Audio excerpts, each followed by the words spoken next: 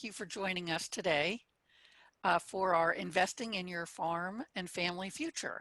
And this is the first part of a four-part series for farm families who are working on planning for the next generation. This series is brought to you by several community or organizational partners. First off, the University of Maryland College of Ag and Natural Resources, and specifically their Department of Agriculture and Resource Economics, and also the University of Maryland Agricultural Law Education Initiative. And we have two people with us today who are working with that group, Paul Goinger and Ameha Suri, with the University of Maryland Extension and the University of Delaware Cooperative Extension, as well as the Maryland Department of Agriculture. And Kay Megan Washington is with us today from the Department of Agriculture. So our presenters today are myself, Maria Pepitas, and I'm from the University of Delaware Cooperative Extension. And my background is in financial management. I'm an accredited financial counselor and financial coach. And I've been working with Cooperative Extension for quite a few years with both farming audiences and non-farming audiences. And I'll let Jesse introduce himself. Hello, my name is Jesse Ketterman. I'm with University of Maryland Extension. I am a family and consumer science educator in the Western cluster of Maryland, and I am also an accredited financial counselor. Thank you, Maria. So our goal for this series is really to increase your confidence and knowledge and likelihood that you will create your plan for your future. And over the next four sessions, we're going to be talking about information around several different topics. And so tonight's topic is about kind of your financial future in retirement. Next week, we'll be talking about healthcare in retirement. And the week after that, we'll be talking a bit about communicating with family members about the farm future, but also thinking about that business plan that's really going to support your farm's effective transition and the legacy. And then in the last part, we'll be focusing on succession and transition plans and some of the more I'll just call them legal aspects of creating good and effective plans. So we're going to start today by really talking about what is succession planning. And it really is a process that helps you continue the business of farming through the generations. One of the quotes that I wanted to share was, the final test of greatness in a CEO or a chief executive officer is how well he chooses a successor and whether he can step aside and let that successor run the company. And I think that's a really great quote because it begins to get you thinking about who needs to be part of the plan, who needs to be part of that process of succession planning. So we also wanted to start out with what is succession planning and what isn't? What is it not, really? And so, as I said before, succession planning is a process. It's about the family and the people and the relationships. It's about ownership and management and the estate or the farm itself. It's about, kind of what is fair versus what is equitable. And we'll talk a bit about that in a second. And it really needs to be driven by those things that are most important to the family, their values, but also what do they want now and in the future? And how do they address the concerns, not only about the farm, but also the family?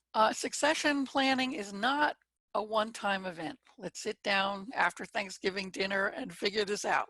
No, it's really a process. It's not one person's job to think about it. Really, it's about getting people's ideas and working together and trying to figure out what the future looks like for everyone. It's not about minimizing taxes. And it's not necessarily driven by kind of technical things that are handled by lawyers or accountants. It's really about getting people together and figuring out what it is they want and need and hope to achieve in the future. Now you may notice I skipped the word about equity. equity has to do with, everybody getting an equal share. Whereas fairness, which is what succession planning is about, is thinking about creating a space where everybody feels like they're heard, feels like things are fairly decided, meaning decided in a fair way, meaning what comes out of the process, a fair process, is also a fair outcome. And so that fair outcome may not be equal shares for everybody. A fair outcome may be those who are most interested in farming, for example, have the opportunity to do that. So that's just an example. And as we go through the next 4 weeks, we'll talk a little bit more about that, especially in the communication section. So one of the things that we shared with you in the email that came to you is a farm succession planning steps and checklist. And just very briefly, that checklist is several pages long and is an excellent tool for really helping you to begin to wrap your brain around what are those steps and what are some things I need to get in place in order to move a succession plan forward. And so there are things that have to happen before you even start working on a succession plan, like communicating with family members and others who are involved about figuring out what the goals and objectives are for that succession plan, who the successor or successors might be, and then really beginning to identify what are those compatible objectives and goals that you want for the farm and also for the farm family. And once you kind of have that straightened out, that's when you can begin to kind of dive right in and collect and analyze that information. It might be financial information, might be legal information, maybe healthcare information. It's where you're going to begin to generate options for the enterprise and also for the family, where you're going to begin to make those preliminary decisions, figuring out what the design's going to look like, developing, writing it down, reviewing, sharing, modifying, so that you begin to really, everyone's on the same page. And then of course, right, then you implement and monitor. So as I said, that checklist was something we emailed to you. So one of the key things too, from a succession plan perspective, is many people kind of get stuck on all the documents that really have to be filled out to make it happen. And those are really important. But I created this visual just to really see and show that the document part of it is just sort of that intersection, that each of these circles, right, estate planning, retirement planning, the business planning, succession planning, all of those things have to be kind of created, thought through, understood, shared. And then once those kinds of things are thought about, you can begin to pull together the documents that help make that happen. Now, certainly some of those documents, like a business plan, for example, is something that you're going to have already, right? And you may have some retirement planning, or you may have a will created already. So now's the time, as you're thinking about succession planning, to really begin to build those out, expand them so that really are illustrative, support the future and the succession plan that you're trying to create with all those involved. So for now I'm going to transition. We're going to talk about that financial future piece. And so it's really about taking a look at creating that financial future in retirement, because creating a succession plan also needs to think about what's going to happen to the senior generation and how are they going to be able to continue to support themselves as they transition the farm to the younger generation. Now, I've heard many farmers say, I'm never going to retire. I'm just going to keep working. Well, that may be true. You may always have a role on the farm, but in order for the farm to really succeed into the future, it means thinking about your own retirement. And if some of the income for your retirement comes from the farm, that's great. Now's the time to be thinking about it. But to create a picture of your future, you really need to understand what your income and savings are needed, what kinds of income and savings are needed for your retirement. And so today we're going to talk a little bit about that. We're going to use a tool called the Ballpark Estimate Worksheet. We're going to talk a little bit about what some savings options might be and some ideas for some of you who may be a little bit behind in saving. So it's really important to begin to think about for yourself, you know, that what's that picture of your retirement? This is for yourself, for your spouse, and what is it that you want to be doing in retirement? So asking yourself questions like, where will you be living? How will you spend your time? Who's going to be around you? What are some of those leisure activities that you're going to pursue? Who will be running the farm? And, you know, how do you envision the different stages of retirement? And you're going to ask me, what are stages of retirement? Well, I happen to have another slide that talks about stages of retirement. And so when you think about retirement, right, you could be in retirement for almost 30 years, right? If we retire officially at 65 or 67, you may be around for another 30 years. And as you age during that 30-year time period, your abilities and needs and wants and desires may change. And so there has been some research that kind of suggests that there's this pre-retirement stage where we begin to think about what retirement looks like. There's that immediate right after retirement time frame when we're in this honeymoon and wow, this is great, I'm retired, and you kind of begin to rest and relax and maybe do some of those things that you were on the bucket list that you never had a chance to do. And then as we age and we might get maybe a little bit bored or stagnant, we may become a little disenchanted, maybe have to reorient ourselves to this change in our lives. And then, you know, kind of go into this, what is the retirement routine, that kind of the way we spend our time as we age, right? And then at some point, I thought this was an interesting way to say it, a termination of retirement. I think that that has to do with, you know, end of life. but but there are stages, and some of that has to do with our abilities and our capabilities, but also our finances. So ultimately, retirement takes money, right? There are going to be housing and utilities, costs. There's going to be health care costs, including the premiums and deductibles and co-pays. And you're going to tune in next week to hear a little bit about Medicare and some of those long-term care issues. But there's still going to be transportation and food and communication and clothing and leisure types of things. There's still going to be gifts and charitable contributions and insurance premiums. Many of the same things that we experience before we retire. How much we spend in each of these areas really depends on our situation, right? In some cases, as many people approach retirement, their mortgage payment goes down, or they've paid off their mortgage. And so that frees up money to be doing some other things. Maybe that's traveling. Maybe it's those leisure activities. You know, maybe it's buying that new car. But one of the things that we know is, you know, healthcare tends to go up as we get older. And so that may be an area in our expenses where we may not be spending as much now, but as we age, that amount goes up. How much we give in terms of charitable contributions or support our children, that may change as well because they've also aged. So the expense categories aren't going to change so much, but how much we spend in each of those expense categories may change pretty significantly. So when we talk about estimating expenses in retirement, they talk about two different strategies.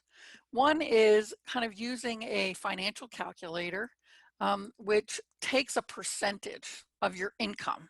So it makes a determination. So if my income, for example, is $100,000 a year, and I just picked that because that's an easy number, and that financial calculator says, okay, well, we're going to assume that in retirement, you're only going to use 70% of that amount in retirement, well, then that means you'll be living on $70,000 a year, right? 70% times 100,000 gets you $70,000 a year.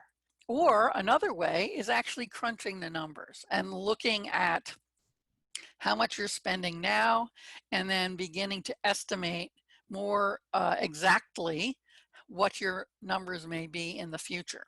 And so that is also a worksheet that we sent you, estimating your monthly expenses in retirement. And that looks like this, right?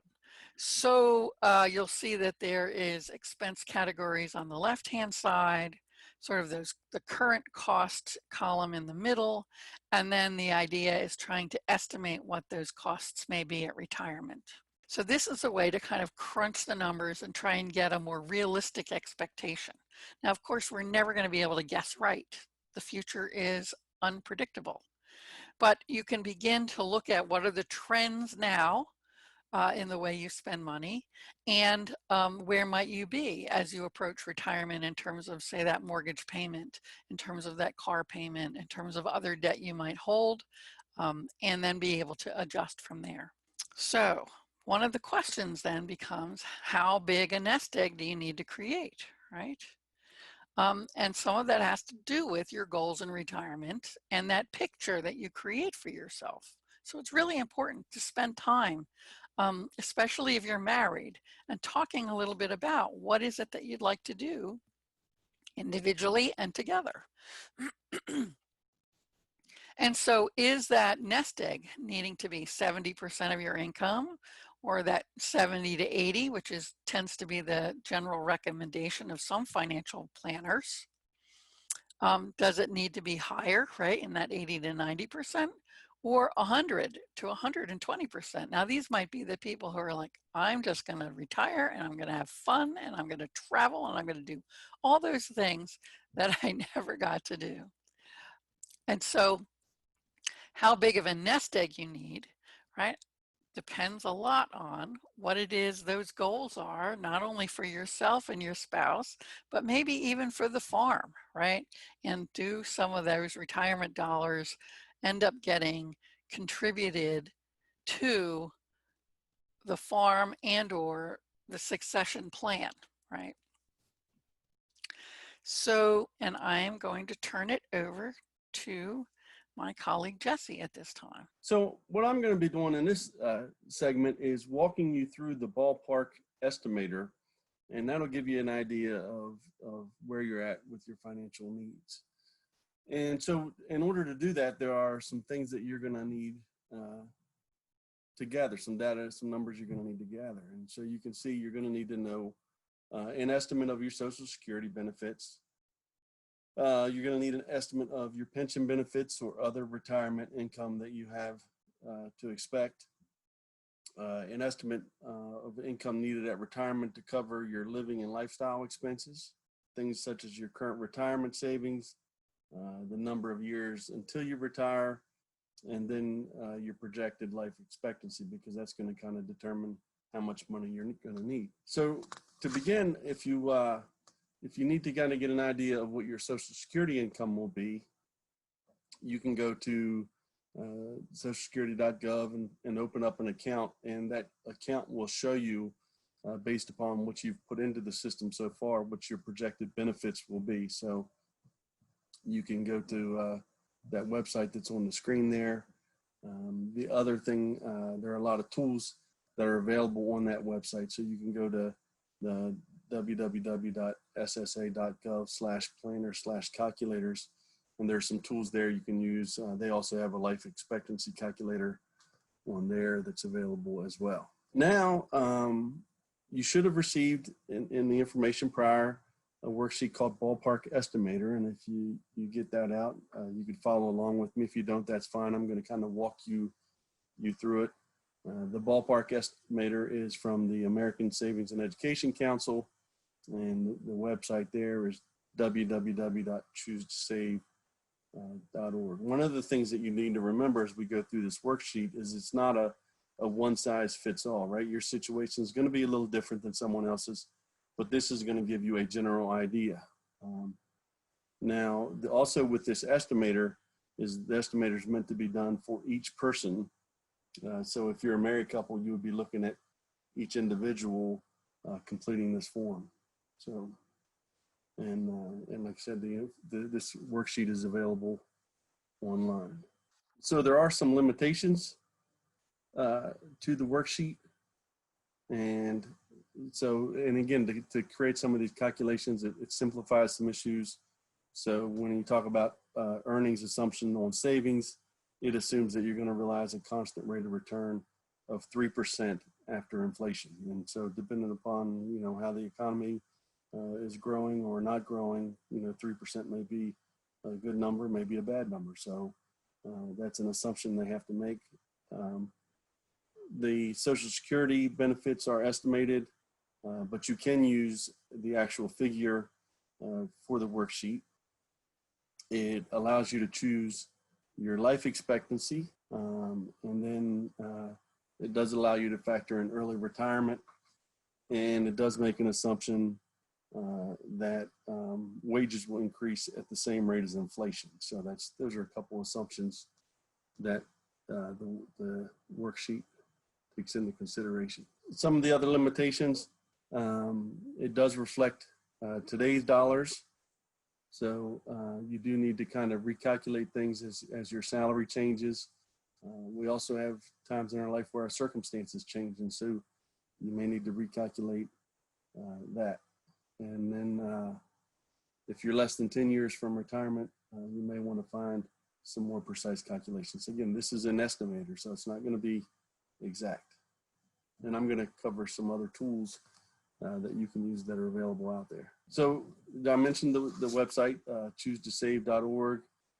You can see there, I know the print's kind of small, but there's a ballpark non-interactive PDF. That's what you could use. Some of the other things listed on there, there's some information, some planning tools by AARP,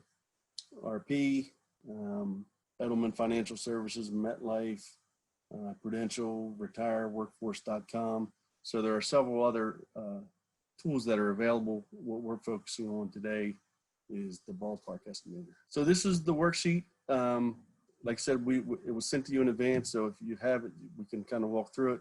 If you don't, that's fine. We're going to kind of use a case study method. So we're going to use what we're going to call Marcia and Ben, and and we're going to go from there. And information you're going to need the total amount you need to save and the annual amount that you need to save. That's what we're going to figure out here. So here we have Marcia and Ben. One is Marcia's 49, Ben is 47. They have 2 kids in their teens. Marcia has some off-farm income and benefits. Ben makes $30,000 a year, while Marcia makes $45,000 a year. So that makes their combined income $75,000. What they're anticipating is they're going to need 85% of their current income when they retire. They're planning to retire at age 65, and they're planning to live till around 87. And their current retirement savings will be $170,000. And so we're going to kind of figure out, what they'll need to save a total of this much, and how much will that be annually. So we're going to work through the worksheet on the next couple slides. So if we figure how much they're going to need to retire, we figure that figure at 85%. So that's going to give Marcia $38,250 and Ben $25,500. And again, that's based upon their income. So Marcia had an income of $45,000 and Ben had an income of $30,000. There was a projection there of what they're going to need for Social Security. So you're going to subtract that out. So at Social Security, Marcia's going to receive $19,000 and Ben's going to receive a little over $15,000. They don't have anything from their traditional employer pension plan. And once they do retire, they have an assumption that Marcia's going to bring in about $1,500 a year from an online business that she has.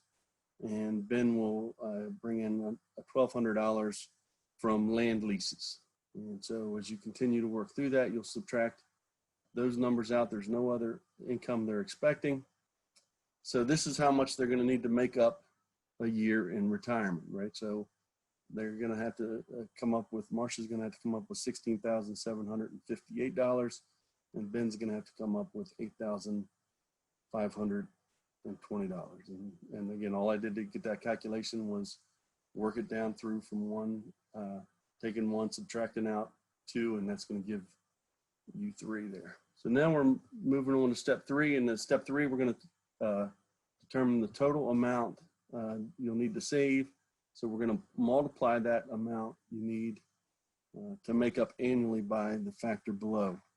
And so we carry those numbers over from the previous slide. Marcia's, the amount she's gonna have to make up 16,758.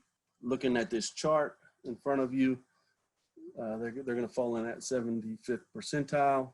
So she's expecting to live until age 92, and she's currently 65. So that's gonna, or the age you expect to retire is 65. So that's 18.79. So if she takes those figures, 16,758 times that 18.79, that's going to give you $314,000. And then Ben has that 8,520 times his multiplier down there, 17.35, which would give you a total of 147,822. So when you combine both of those numbers, that's going to give you $462,705. And again, I'm working through the worksheet, and that's, you know, step 3 on the worksheet. Now, if you expected to retire before age 75, there's a multiplier that you would use. In this case, we're not expecting to retire early, so we're not going to use that figure. But that's what you would use if you were going to do that. Again, this is step 4 on the worksheet. Now on to step 5. Now we're going to multiply the savings, which they have $170,000 to date, by the factor below, which is, and again, that grid in terms of those factors is in step 5. They're looking at 15 years. Their multiplier is going to be 1.6. So the total amount they're going to need, the value of 170,000 in 15 years, is going to be, so we're taking that 462,705 from the prior page. I'm sorry, that's from step 3, and then we're subtracting out the value of the $170,000 in 15 years, which gives you $272,000. So the total additional savings that they're going to need at retirement is $190,705. So they're going to need to make that up. The figure there is $190,705. And going on to step 6. So to determine the additional annual amount they'll need to save, we multiply that total, the $190,705, by the factor that it gives you on the worksheet. And in this case, at 15 years, the factor is 0.052. And when you multiply that 197.05 times 0.052, you get, you're going to have to save an additional $9,917 per year. You divide that by 12 and you get a total of $826 a month. And so when you subtract out then what Marcia currently contributes, which is $413 a month, they're going to have to save an additional $413 a month, or $4,965 a year. So that's where they need to go from there. So that was, I know, kind of went through that pretty quickly, but that's the ballpark estimator. And again, it's a step-by-step process. It's fairly easy to work through. The multiplying numbers that they provide are in the worksheet, but this is a tool that you can use to estimate what you're going to need in retirement. And now I'm going to turn it back over to Maria. A couple in the chat, he wondered why is it okay to use 85% of your total income now? And part of that, you know, maybe because income taxes may be lower because you may not be earning as much, or your mortgage might be paid off, or maybe the amount of money you were spending to put your kids through college is, you know, you're finished with that. So there may be less expenses. But you're right. It's individual, as Jesse said, because, you know, you may also be working on taking care of your aging parents, right? And so there may be added expenses because of that. And so you really have to look at the whole picture and determine whether or not that fixed amount or that percentage really, um, you know, try to pick a percentage that's really going to reflect what your needs are. Is there a way to estimate medical? Because sometimes mortgage is replaced with increased medical costs as you age, and depending on what your retirement plans are, retirement could actually be more expensive if you had planned to travel or something like that. So you're right, George. It's about sort of thinking about what you hope for your future, and beginning to put some dollar amounts on what you're thinking. You know, for example, your example of leisure. What is it that you're going to be wanting to do, and how do I begin to estimate that and save for that? And actually, next week, when we talk about healthcare in your senior years, we're going to be addressing some of those questions that you might have around healthcare costs and Medicare and whatnot. So again, it depends on your situation and in the case of health, you know, your well-being, right?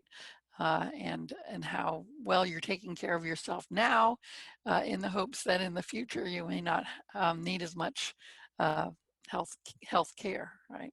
So, so there are some guidelines that we can provide, but a lot of it is situational and personal. So I personally really like that ballpark estimator because even though it can make you a little cross-eyed because you're playing with money and dollars and calculations, the calculations aren't that hard. It's really subtraction and a little bit of multiplying, but you can really try and figure it out. And what I also like about that is it gets you down to what do I need to be saving each year, right, to be ready for my future. And many calculators that I've seen is like, oh, you need, you know, you put your numbers in and then you get up like I have to save $1.5 million by the time I retire. And that's not exactly true, right? They're not necessarily taking into account those sources of income that will be coming through Social Security or other sources that you may have. So that's one of the reasons why we use that retirement estimator, the ballpark estimator. So now I'm going to transition and talk a little bit about, so now we know we need to save, right? And so where are some of the good places we can actually begin to park some of that money? So many of us have heard of an individual retirement account or an IRA, and that is a tool, right, put forth by the Internal Revenue Service, the IRS, that allows us to set aside money now for our future. And it's a personal savings plan that really doesn't have anything to do with your work. You open it, you fund it, you can control it. You can decide where that IRA sits, meaning, you know, is it a bank? Is it a mutual fund company like Fidelity or Vanguard or T. Rowe Price? And so it has nothing to do with your place of employment. And the only requirement is that you contribute to the IRA. When you contribute to an IRA, is that you have to have earned income, meaning you can't take money, say, from an inheritance and stick it in an IRA. It is needs to that you have to have earned income in order to put money into an IRA.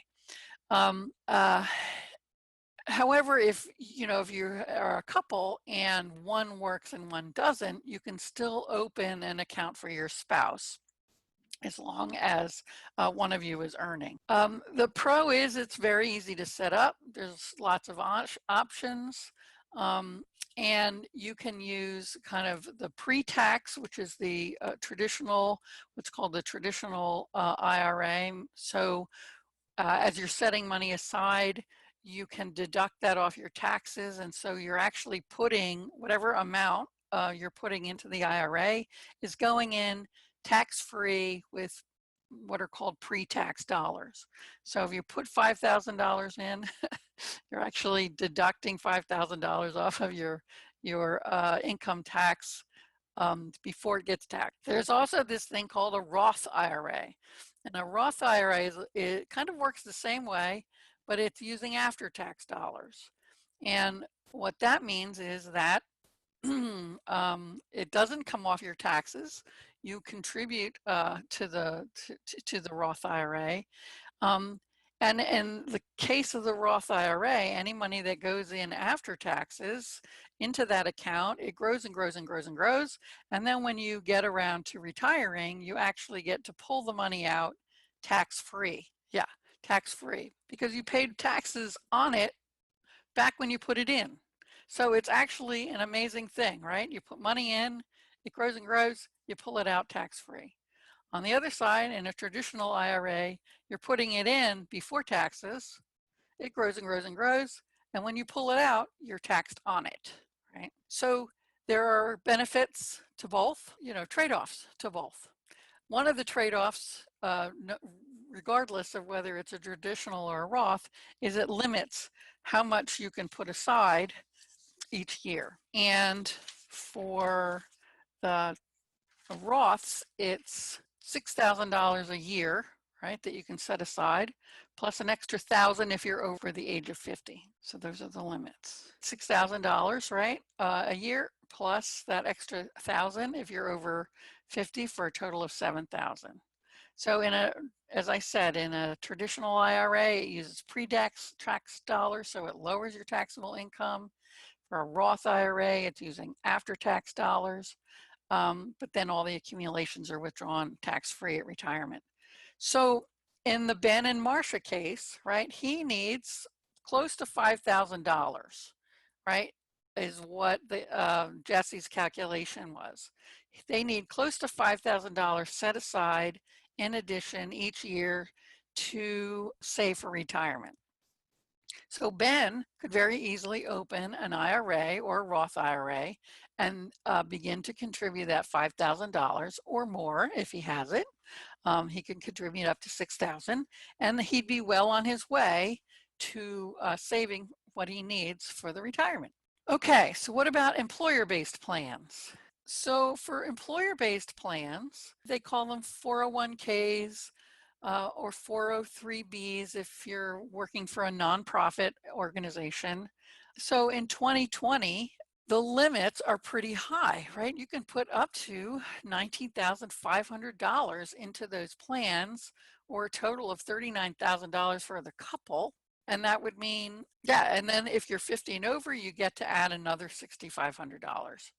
So my gosh, over the year you could, if you had it, put in $52,000 towards your retirement. So one of the other options that Ben and Marcia might have is, because she has access to a 401k, she is not putting in the maximum. She could continue to increase her contributions to her 401k and begin to satisfy that need of saving an additional $5,000 a year. So one of the things that's also available for small businesses. So now I'm kind of just going to jump to, okay, so what if Ben, as a small business, his farm being a small business, wants to open something different than an IRA? He could open what's called an individual 401k that he could set up and set aside money for both himself and Marcia, and the limits would be similar to that $56,000 a year, as I mentioned in the previous slide. It's fairly flexible to set up, but it's probably the most costly to administer. There are some paperwork kinds of things that have to happen. There may be fees associated with setting up the actual investment account piece of this, because the investment company would be charging to manage the fees. And so it can be a little bit more costly to do.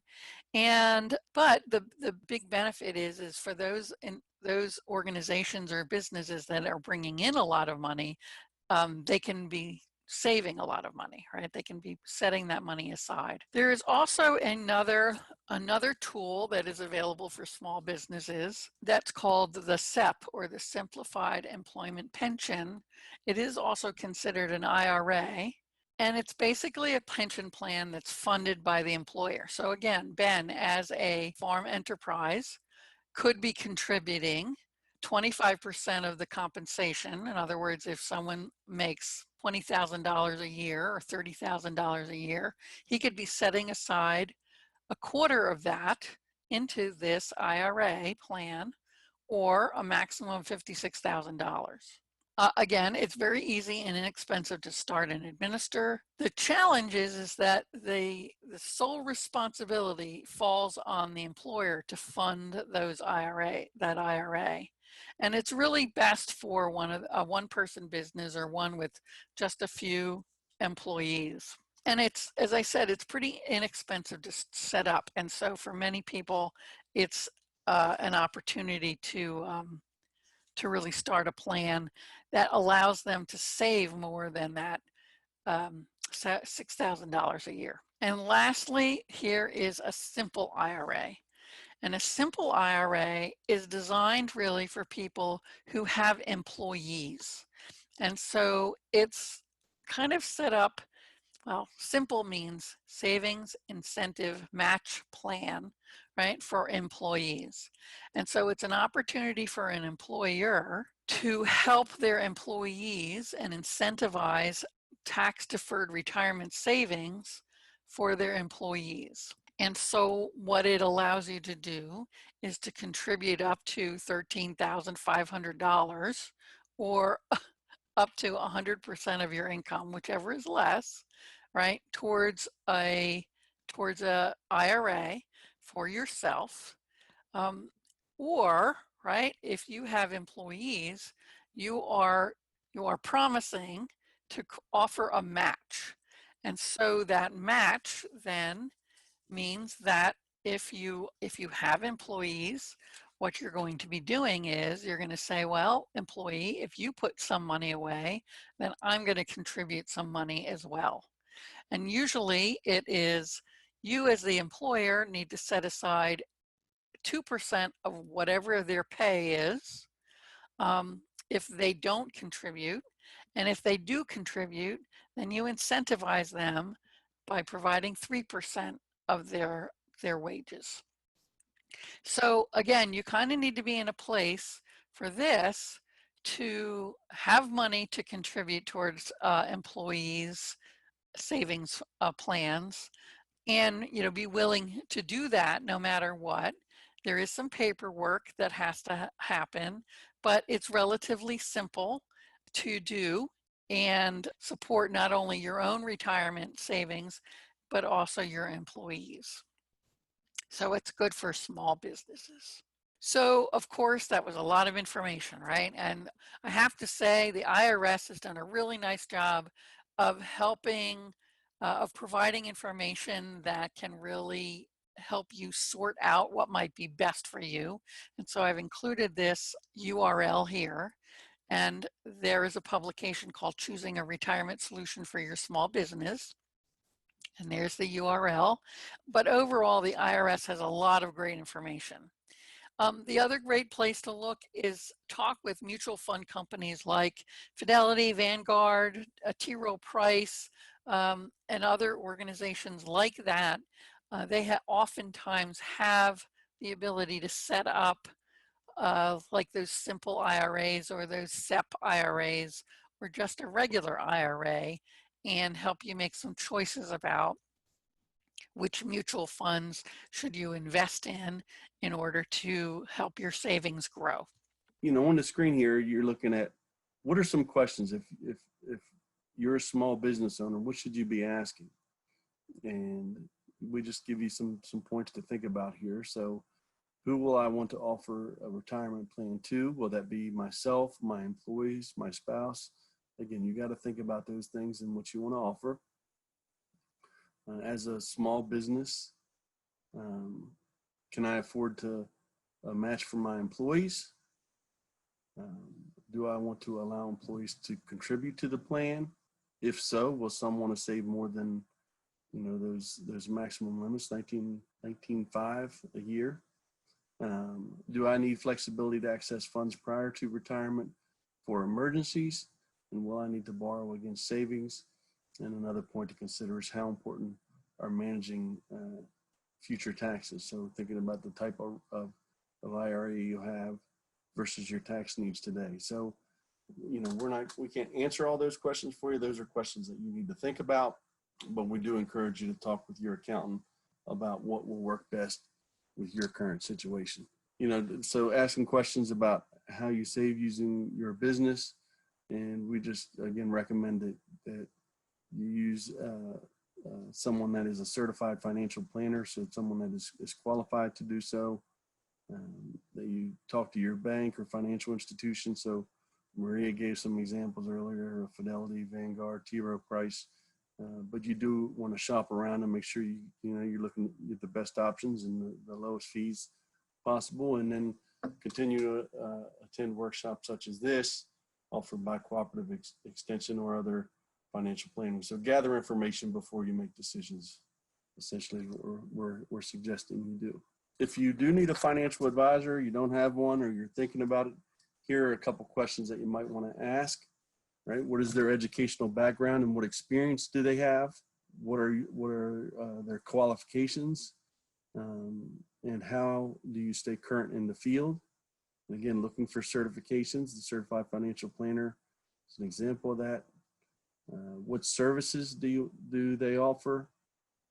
How will I pay for your services, and how do you typically charge? So you want to understand how they're making their money, essentially.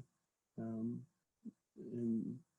so again, we're saying make sure the management fees are less than 1.5%. And there's different ways that stuff is structured. And so you want to make sure you compare there. And could anyone benefit from your recommendations? So essentially, are they selling a product and getting a commission off of that product? So you want to ask that questions. And then as you get all these questions, can I have that in writing? So you have something to fall back on should something go wrong there. Then we also listed that organization, the National Association of Personal Financial Advisors. You can search for advisors on that website as well. So some tips for retirement savers late to the game. You do want to start immediately by building savings. So if you're behind, get it started. Make wealth accumulation a priority, not just for you, but for the next generation. So again, what we learn is the sooner you start saving for retirement, the more you're going to accumulate over time, and the less you'll have to contribute over an amount of time. That catch up to someone that starts at 20 years old versus someone that's 35 is very significant. So the younger you start, the better. And then map out your stages of retirement and try to estimate expenses for each stage. So you do want to plan ahead and make sure that you have a good sound plan. Some other tips include how much you can save be as important as how much you save, or how you save can be as important as how much you save. So make sure your asset allocation is important, right? You do want to diversify your portfolio there. And so that's an important thing to consider, and you want to reduce your risk the older you get. So a less risky portfolio as you get older. Financial security and knowledge go hand in hand, so make sure you take time to learn about investing and managing money. And if you withdraw your retirement savings too early, you got to remember that you're going to lose principal and interest, and you may lose some of those tax benefits if you withdraw it before the designated retirement age. So where can you learn a little bit more about investing? Here's a website here, extension.org, Financial Security Retirement, and also this smartaboutmoney.org are great places where you can go and learn a little bit more about investing. Some other online resources, some we kind of talked a little bit about earlier: Social Security Retirement Estimator, Financial Calculator for Retirement Savings, Life Expectancy Calculator, My Retirement Plan offered by NEFI, Retirement Toolkit, Farm and Ranch Retirement Planning, and the American Savings Council. So in summary, to become retirement ready, you do want to use a tool such as the Ballpark estimate worksheet. You do need to calculate and know what your net worth is. If you're late getting into the game, you do want to have some strategies around that, and make sure that you gather additional resources along the way. We thank you for joining us this evening, and we hope that you'll join us next week as we talk about healthcare in your senior years. If one partner is working off the farm and has a 401k and they're contributing to their 401k, can they also contribute to an IRA, or is it either or? I didn't catch what you said. I think you said that, but I didn't catch it. So some of it depends on how much they've contributed. There are sort of maximums that can be contributed towards your savings. So if someone is contributing to the max in their 401k, don't believe that they can contribute to an IRA as well. If they aren't, then you should be able to. And we have a question there. Will there be a discussion on the best ways to ensure succession, such as forming an LLC or other means of passing ownership to the next generation? Paul, I believe, is going to cover that. And will that be the fourth session, Paul? Do you recall? Yep. That'll be the fourth session. We'll talk about that, Victoria. In the future. Yeah, we sort of see these as this is Kate, but we sort of see these workshops as building on top of each other. So each one builds on top of information that you got the previous week. So by the time we get to Paul in the fourth session, everybody will have enough information to make some of those choices and those decisions with as much information as possible.